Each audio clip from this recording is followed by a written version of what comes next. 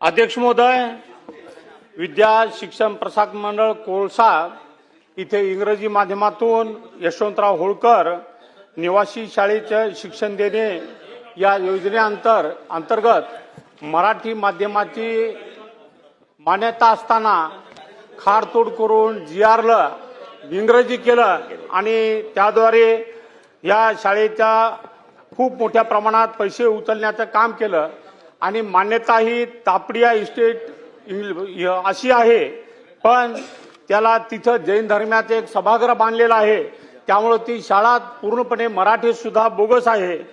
कै Lakhan सर्जाराव English school कोळसा या शाळेची मान्यता शासनानुसार मराठी माध्यमाची आहे, पण त्याला इंग्रजी करण्याचं काम त्यांनी केलं आहे। शाळेत मान्यतेचे ठिकाण NTC तापडिया इस्टेट असं आहे, पण त्यांनी शाळा कोळसा इथे दाखवलेली आहे।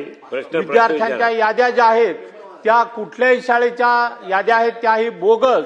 आमची सुद्धा एक शाळा त्या भागात आहे खाजगी, त्या शाळेचे विद्यार्थी सुद्धा तिथं दाखवण्याचं काम या महामानवानी केलं आहे। एक मराठीत आमच्या एक मन आहे, कुऱ्हाडीचा दांडा गोतास काळ हा धनगर समाजाचा अध्यक्ष आहे या शाळेचा, पण धनगर समाजाच्या विद्यार्थ्याला शिक्षणापासून इंग्लिश शिक्षणापासून वंचित ठेवण्याचं काम या माणसाने केलेलं आहे। इतर शाळेत शिकणारे विद्यार्थी दाखवण्याचं काम केलं। धनगराची नामांकित शाळा मान्यता घेतेवेळेस मागील 10 वर्षाचा आपल्या संस्थेतून दुसऱ्या मराठी शाळेचे निकाल दाखवण्याचं काम या माणसाने केलं। शाळेचे गुणांकन करताना शैक्षणिक भौतिक सुविधा बनावट दाखवून 81 व 82% वाढवून गुण दिले। धनगराची नामांकित शाळा बरेच विद्यार्थी तपासणी वेळी गावागावातून गोळा करून अधिकारी आले की बाहेरच्या गावातून गोळा करून आणण्याचं काम, त्याचबरोबर अधिकाऱ्यांनी अक्षम्य असे दुर्लक्ष केलेलं आहे। खोटे कागदपत्र अधिकाऱ्यांनी दिले, आपण त्या अधिकाऱ्यावर काय कारवाई करणार आणि या शाळेची मान्यता काढणार का? त्यांच्यावर पोलीस केस करून 5 कोटी रुपये शासनाचे या अध्यक्षाने उचललेत, त्यावर आपण काय कारवाई करणार असा माझा प्रश्न आहे। अध्यक्ष महोदय, सन्मान्य सदस्य तानाजी मुटकुळे साहेबांनी हिंगोली जिल्ह्याचा जो प्रश्न विचारला आहे तो अतिशय महत्त्वाचा प्रश्न आहे, कारण की आमच्या डिपार्टमेंटच्या माध्यमातून जी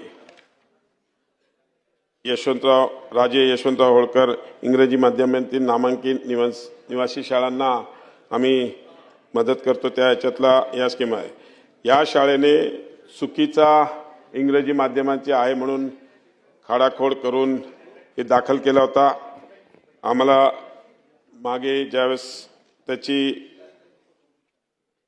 कंप्लेंट आमच्याकडे आली त्यानंतर आम्ही तपासणी केली आणि त्या तपासणीमध्ये जसं त्यांनी विद्यार्थ्यांचा उल्लेख केला तर विद्यार्थीपैकी जिकडे 200 विद्यार्थी होते त्या ठिकाणी 183 विद्यार्थी उपस्थित होते, 17 विद्यार्थी नव्हते। दुसऱ्या याच्यामध्ये 100 विद्यार्थी होते, त्याच्यातले 84 विद्यार्थी उपस्थित होते, 16 विद्यार्थी नव्हते। अशा या सगळ्या सिच्युएशनमध्ये आम्ही आता त्यांच्यावर ऑलरेडी कारवाई केलेली आहे।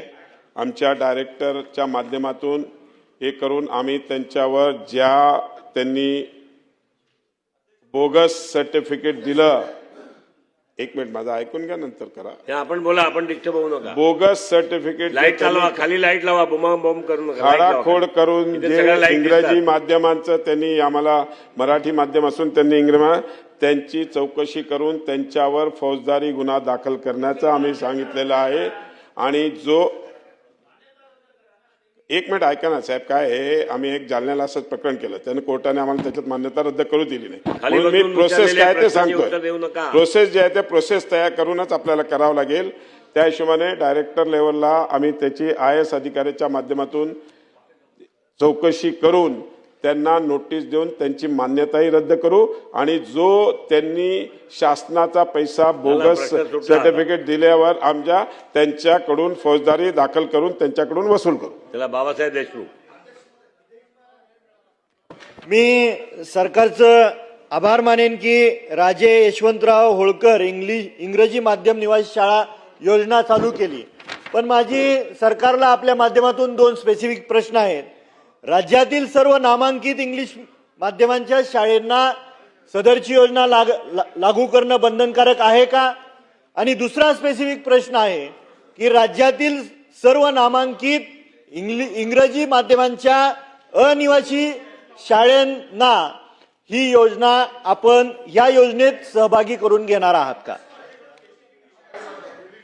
अध्यक्ष महोदय, मी अगोदर सांगितलं की आम्ही आज सगळ्या ज्या नामांकित शाळांनी आमच्याकडून विद्यार्थ्यांच्यासाठी हे केलेलं आहे त्या सगळ्यांची आम्ही तपासणी केलेली आहे आणि जालना, बीड आणि या ठिकाणी ऑलरेडी आम्ही 23 शाळांवर कारवाई केलेली आहे आणि यापुढे आम्ही जोपर्यंत 100% व्हेरिफिकेशन होत नाही आणि म्हणून यावर्षी आम्ही कोणालाही नवीन विद्यार्थी दिले पण नाही. प्रशांत बाम.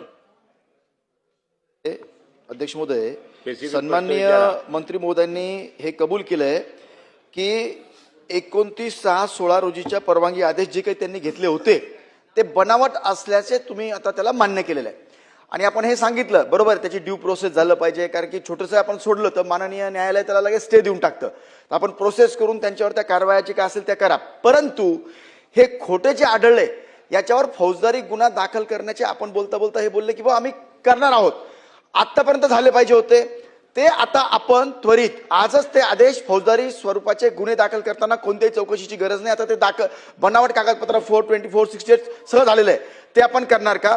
नंबर 2 अध्यक्ष महोदय, त्या विद्यार्थ्यांचं नुकसान होऊ नये म्हणजे मान्यता रद्द करा तुम्ही, परंतु नाही विद्यार्थी नाही, त्या ठिकाणी जे 1000 विद्यार्थी तुम्ही सांगितलं ना 200च्या ठिकाणी, त्याला विद्यार्थीच नाही तिकडे. बरं ठीक आहे अध्यक्ष महोदय उत्तर द्या. हा अध्यक्ष महोदय 2च मिनिटं फक्त. फौजदारी गुन्हा दाखल हा करणार फौजदारी का? गुन्हा दाखल करणार का? हा, आणि चला, दुसरं तेवढंच. अध्यक्ष महोदय 1 मिनिट, जे इतक्या वर्षात चालू होतं जेव्हा तुम्ही त्याच्या स्क्वॅड जातात बघायला हे आहे की नाही, त्या स्क्वॉडच्या अधिकाऱ्यांनी तुमच्याशी माहिती इतक्या वर्ष लपवलेली आहे म्हणून सविस्तर चौकशी करून 3 महिन्याच्या आत त्यांच्यावरही आपण कारवाई करणार का?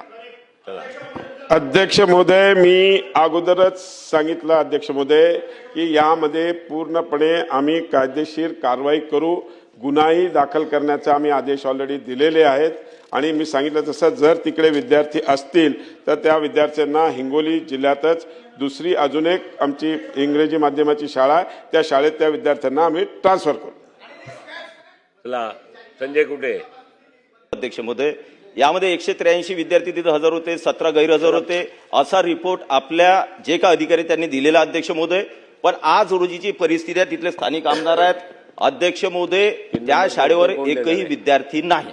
3 नंबर. माझी एवढा स्पेसिफिक प्रश्न आहे की जो IAS अधिकारी तुम्ही नेमलेला आहे त्या अधिकाऱ्याला उद्याच्या उद्या ताबडतोब पाठवून ऍक्च्युअल परिस्थिती तिथं विद्यार्थी होते आहेत की नाहीत हे तपासणार का सुरुवातीला, आणि हा खोटा रिपोर्ट ज्यांनी दिला आणि इतक्या वर्षाचं जे चालू अध्यक्ष महोदय यावर कडक कारवाई करण्यासाठी किती कालावधी तुम्ही घेणार आहात? चला. अध्यक्ष महोदय, मी अगोदर सांगितल्याप्रमाणे ऑलरेडी आम्ही IAS अधिकाऱ्यांना आमच्या डायरेक्टरना आदेश दिलेले आहेत आणि 15 दिवसाच्या आत त्याच्यावर कारवाई करू आम्ही. चला.